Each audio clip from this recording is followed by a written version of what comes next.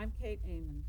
It's July 17th, 2001, and I'm here conducting an interview with Mr. Ted Rich. It's a joint venture between the Archive of American Television and American Cinema Editors. We're at Universal Studios in Los Angeles, California. Go.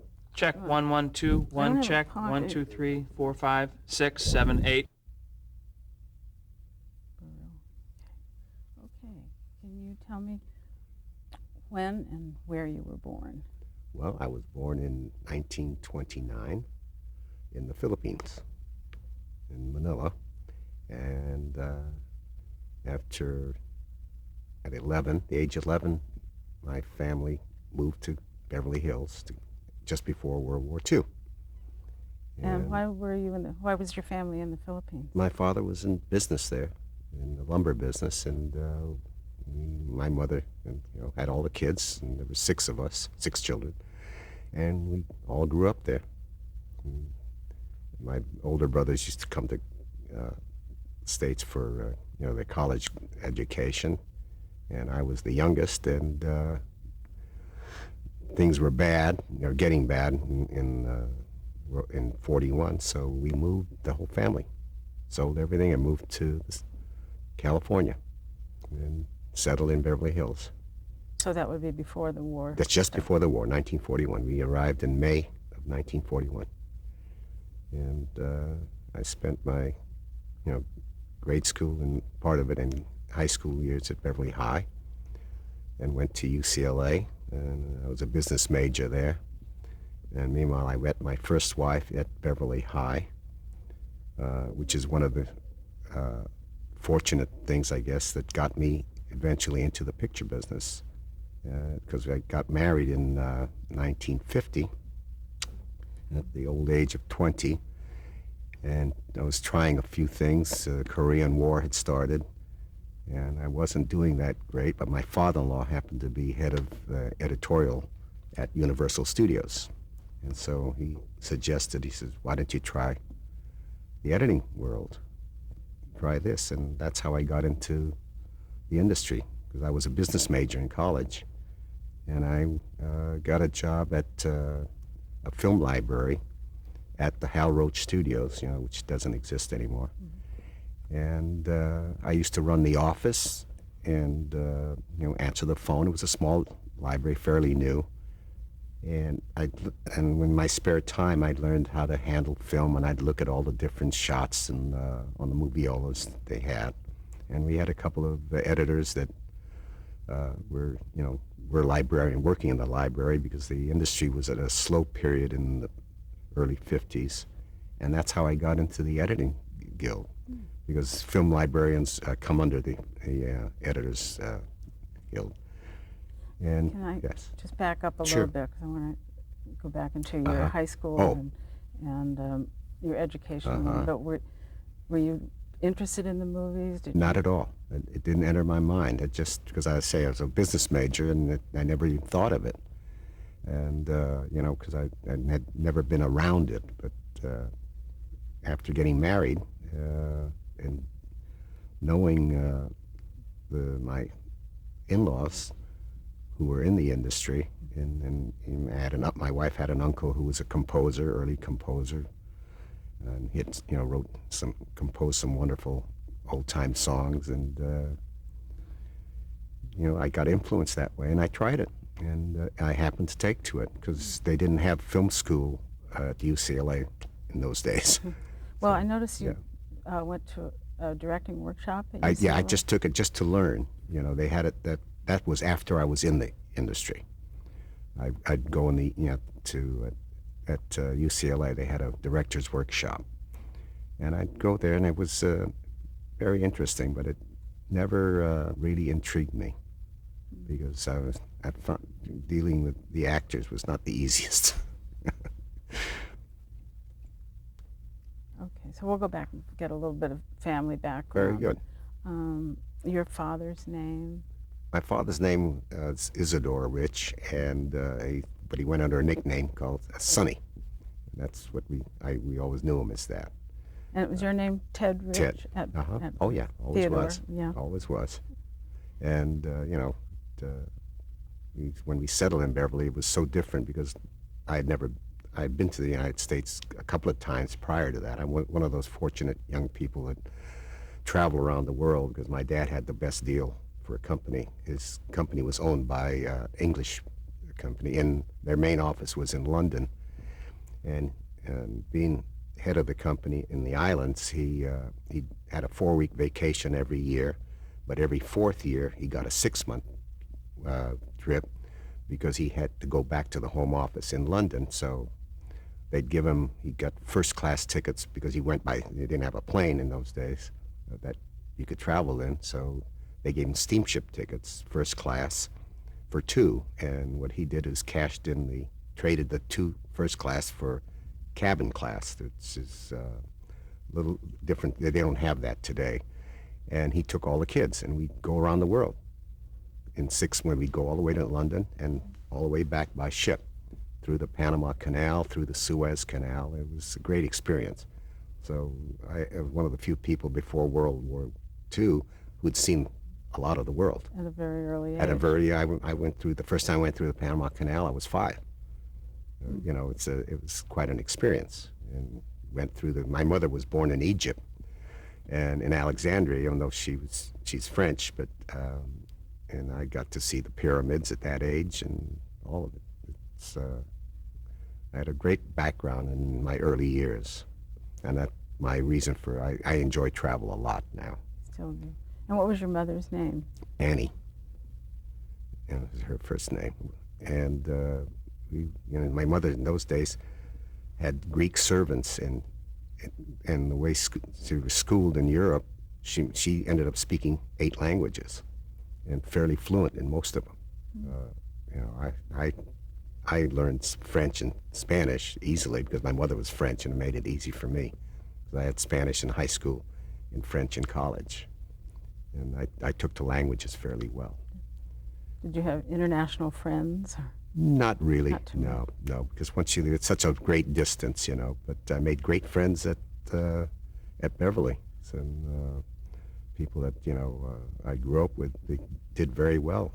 One of the actors was in high school with me. Jerry Paris became an actor. He was on the Dick Van Dyke Show. He went to Beverly High. Tom McCarthy, who ran post-production for Columbia, who used to be my neighbor in Tarzana this last few years. It was quite a grouping, Did your mother work when you? No, in Beverly? my mother never worked and never learned how to drive a car.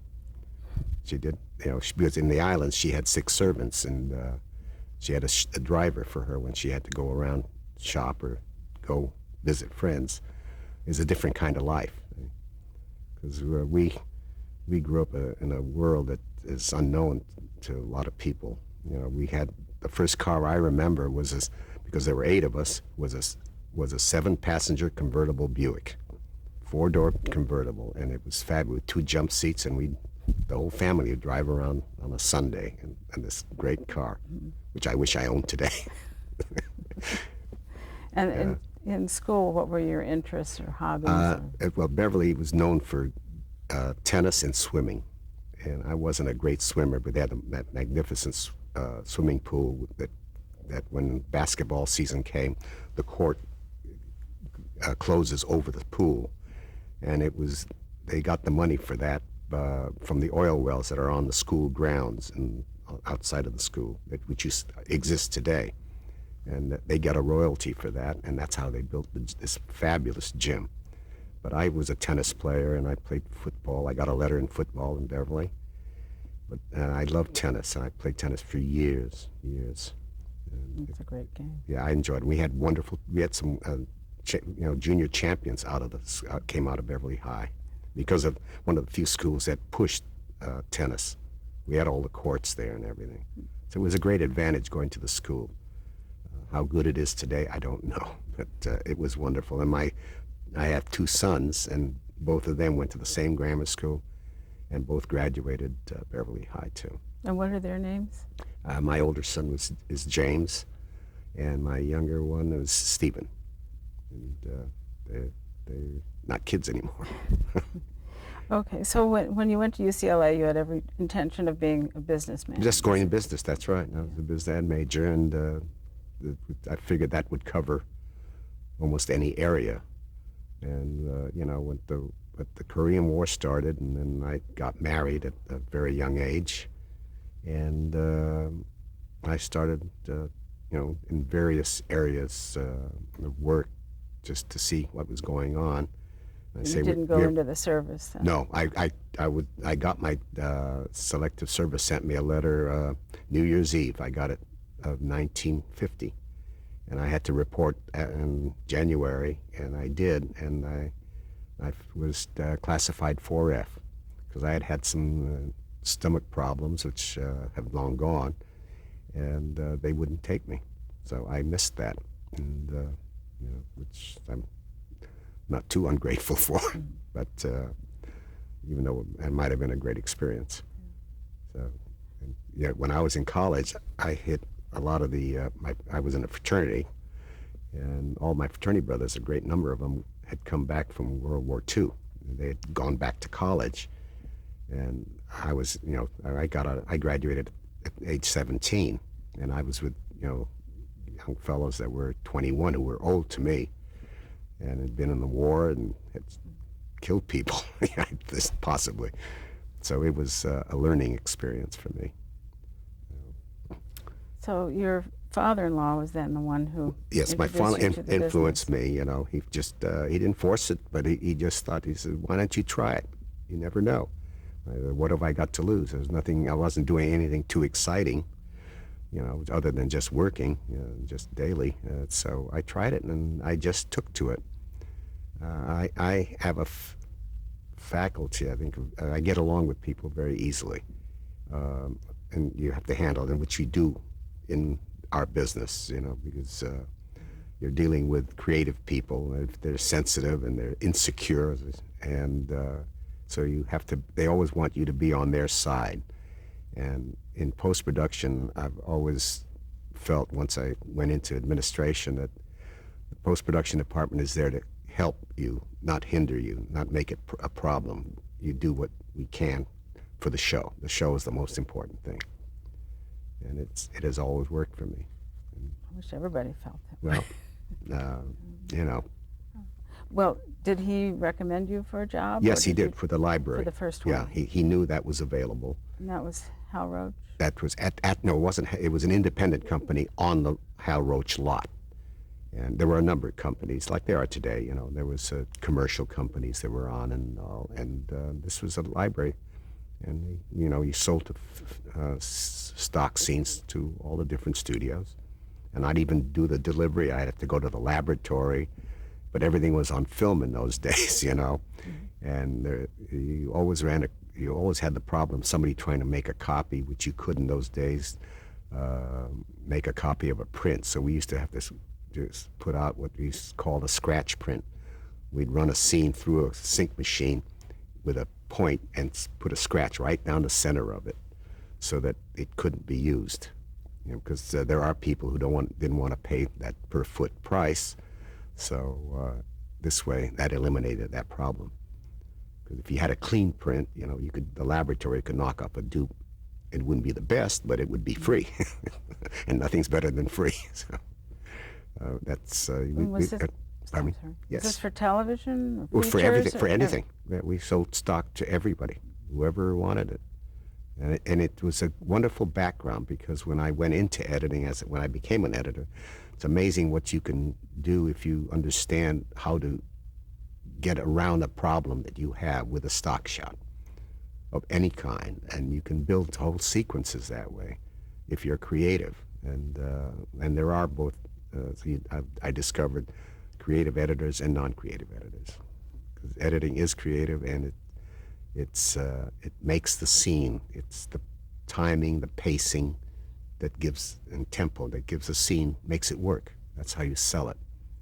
You can sell drama, and there's no one routine way to edit. It depends. The scene dictates the edits. That's the great part, and I enjoyed that challenge. Did you work with editors mostly in looking for the stock footage? Yeah, they put in the They- request, but they just say I need a building or I need a exterior of some kind, and you try to give them more than one choice. You don't send them one building; you send them a variety at different angles. If I said that made it help me because I thought that way, because they'd ask for something and then I'd give them an alternate just in case. You never knew, and they'd look and say, "Boy, I like that better." And or give them something with a push into it or whatever they could use, and they'd have the choice. You never send one because you never know what will work.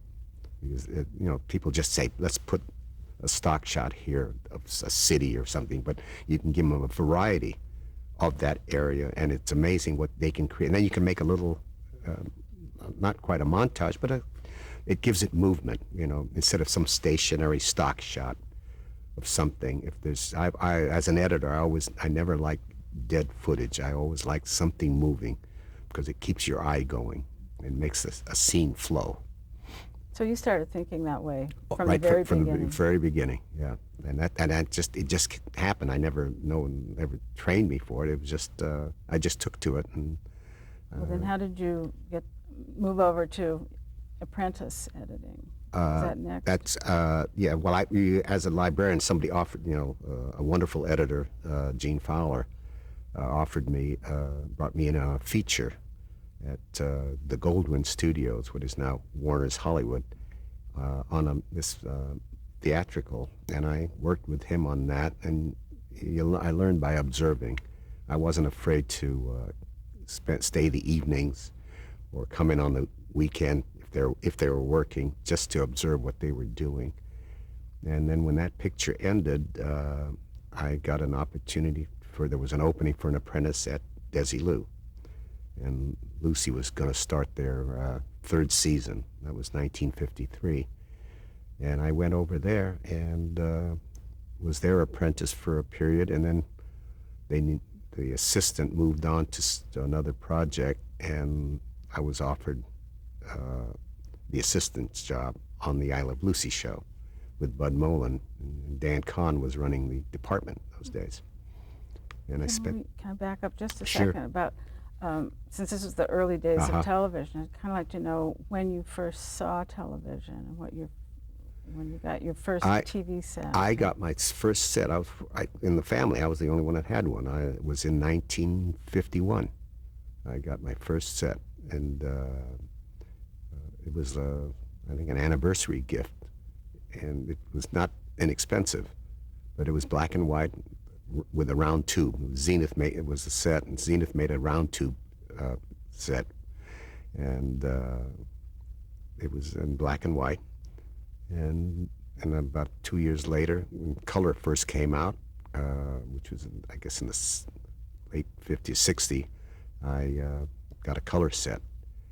And, but I was already in the business anyway, because I've been in it since 51.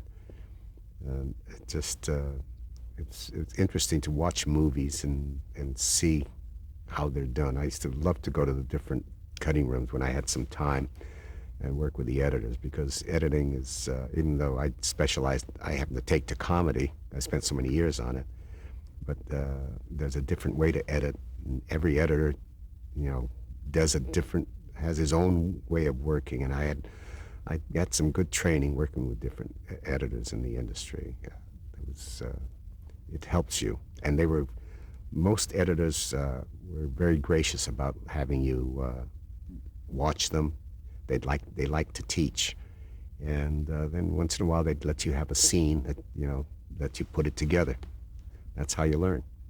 Well, that's what you said happened with Yeah, Bud. with Bud. See, when we'd run yeah. with Desi, that was an experience, because Desi didn't speak English perfectly. He spoke, and he's a very bright man, but when he ran, he took care of the creative part of it, and we'd run a cut on his lunch hour in the theater while he had lunch, and he'd sit at the console, and I would sit on his right, and Bud would sit on his left, and we'd run the picture, but when he spoke, he looked at me, because I had to understand what he said. We didn't have little tape recorders or anything. I could record the dialogue. And then he'd ask a question of why did you think we do this, or why don't we tighten there or go wide here? But he was looking at me, and I always wanted, should I answer? And I can't because, it's the editors doing it. But he had to do it that way because then I wouldn't miss anything, or he'd repeat it, But it was a great experience because he really knew what he was doing. He had a sense of timing and comedy that was great. It was help. Comedy is I think the hardest to edit and perform and to write. Why do you think that is? Because I feel very few people have a sense of humor, not good sense of humor. And I found, and I think it's I don't know the word that you'd use, egotistic or something, but most people are dull. They aren't too exciting. And ask the lady that if she has a date, And comedy, is it's amazing what you can run a joke through, and some people will laugh, some won't right away, or they'll catch it all of a sudden. They start to think, oh, it is funny, And to this day, I still watch the old Taxis and even the Rhoda shows that we did, and Lucy's. They're hysterical.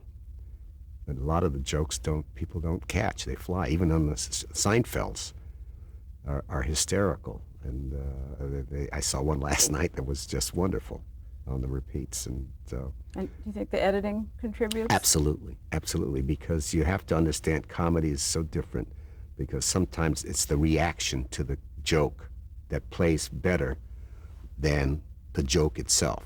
It's watching somebody react to it, of a line. And it's feeling that. I've had assistants. I lecture on the CBS lot, where are we at?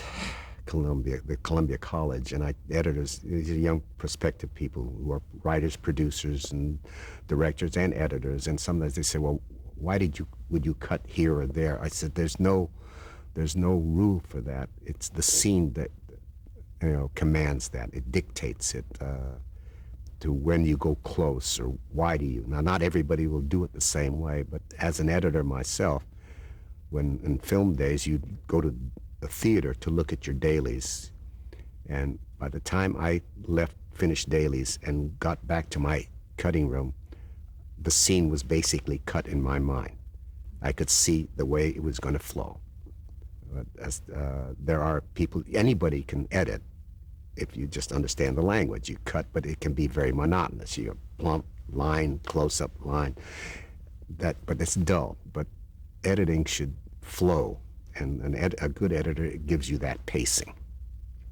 Because as I also say, the edits, sound or any area should never interfere with the story.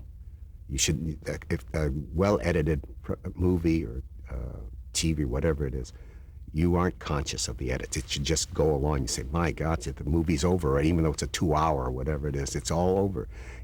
It should not interfere unless there's a reason for a sharp cut that points out a story point. And that's not everybody has that. I'm not being egotistical about it, but there are mechanical editors. It's changed today, and those editors of the old school were the old major studios like a Universal or MGM. They had staff editors, and some specialized in dramas, some in westerns, some in comedies, musicals, and the studio would assign the editor and to do it. Director didn't have that control. Those days have gone, and then director will come in and he said, I have an editor that he knows my style, and when I was running departments, I preferred that in a way, even though I had editors where I could put on it, because I felt, especially in television, timing and schedules are so important that if I have a director that has somebody he's comfortable with, he doesn't keep watching him, sitting with him constantly. He knows the cut he's going to get, and especially now you can put it on a cassette and send it home. He can take it home and look at it, but he knows what he's going to get. And when you started with Bud, he actually let you do the But, changes. but is I that would do right? the changes after they ran the cut. He'd give me a set of notes for a particular reel, and I'd make them, and then he'd look at them. And after a while, he realized I was able to do it, and he'd let me do all of them. I'd do the whole show, and he'd go relax for a while, and I'd make the changes. And if there was something that was a problem, then I'd tell him, because it still takes time to learn. What kind of problems would there be? I heard this thing called the three-headed monster. Well, that's what we only use that for running dailies, and to get it in the first cut. And that was 3 and it had 4 heads too, because sometimes there were scenes that required a 4th camera. So we'd put it on, and it was one soundtrack and the multiple cameras, and they were all running in sync, and so you could cut anywhere, and you'd always make a smooth cut. You'd only run into a problem because it's done in front of an audience and it's flat, and you'd have a camera that have to get in a position to pick up a close-up on somewhere. So if the camera is in a move, and if it's a bad move, you couldn't use that camera, so you'd have to find a spot to go in at the proper time. And just because it stops doesn't mean that's the point, because you try and make a cut, especially in comedy, of selling a point of dialogue or a story. And so that could create a problem, and say they'd ask, why don't we go close here, or let's go wide. Well, I couldn't go wide there.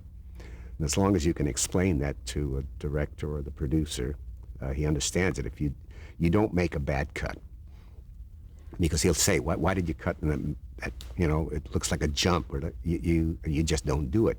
You just give him a reason why. So, and then in single camera, you don't have much of those kind of problems, because you've got coverage. A good director will give you certain kind of coverage, but there are people, great directors like John Ford. He never looked at dailies because he cut in his camera. You cut the picture the way he shot it. There was no choice, because he wanted to master only up to a certain point, and then he'd give you the coverage for it. He didn't want you to decide when to go. He made those decisions. And if you have that stature, the studio will buy it, but a lot of times they won't. When you send dailies to the network, say, or to the front office, they'll say, where's the coverage, or why aren't we here? We'd have to go back and make a pickup for it, because they say we might need it, or we want it. It'll play better. And those are the disagreements you have in the creative world. Many times directors have been, removed from projects because their thought of the way the picture was done, the way he shot it, how he interpreted the script, are different than what they felt they got. So it happens. And just same with editors. Some editors don't understand. They don't communicate. And we're in the communication business, and if you can understand what the producer or director asks you, if he has to come and double check you all the time, he doesn't need you. So you have to be able to have a communication with them and understand exactly, because they know what they want. They don't know how to do it necessarily. Right. You have to be able and you have to interpret what he gets, and you give it to them and say, gee, they look at it and say, boy, that worked well. Now, sometimes it's not exactly what they have, but you explain why you had to do it. As long as you know, because you can only, it's like painting. You can only paint with the colors you have, and you can only edit with the film you have. Or again, if you're in trouble, maybe you fix it with a stock shot, an insert of something pertaining to it that'll do it, see, and it sells it. Right. We're going to stop Oh, and change tapes. Perfect.